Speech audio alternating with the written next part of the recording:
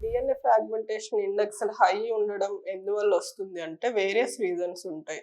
ఒకటి genes, elderly age ఎక్కువున్నా, next obesity, ఇంకా స్మోకింగ్, ఆల్కహాల్ ఇలా డ్రగ్ అబ్యూస్ ఉన్నా గానీ, లేదంటే వాళ్ళు వర్క్ చేసే ప్లేసెస్‌లో హీట్ ఎక్కువున్నా, కెమికల్స్, పెస్టిసైడ్స్ ఎక్కువున్నా, నెక్స్ట్ వచ్చి chronic diseases, hypertension, diabetes, obesity, ఇంకేదన్నా వాళ్ళకి క్రానిక్‌గా లివర్ ఆర్ కిడ్నీ డిసీజెస్ ఉన్నా గానీ, ఎక్కువ ప్రొలాంగ్డ్ ఇన్ఫెక్షన్స్ ఉన్నా, వీటన్నిటి వల్ల డిఎఫ్ఐ అనేది హైగా ఉండే ఛాన్సెస్ ఉంటాయి.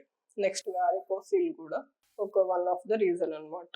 సో, ఈ హై డిఎఫ్ఐ ఉన్న వాళ్ళలో కొంచెం మనము ఈ కరెక్టబుల్ కాజెస్‌ని చూసుకొని కరెక్ట్ చేసుకోవడం బెటరు. నెక్స్ట్ ఒక 2-3 మంత్ యాంటీ ఆక్సిడెంట్స్ అనేటివి ఇస్తాం. కొంచెం వాటి వల్ల ఫ్రాగ్మెంటేషన్ అనేది తగ్గొచ్చు.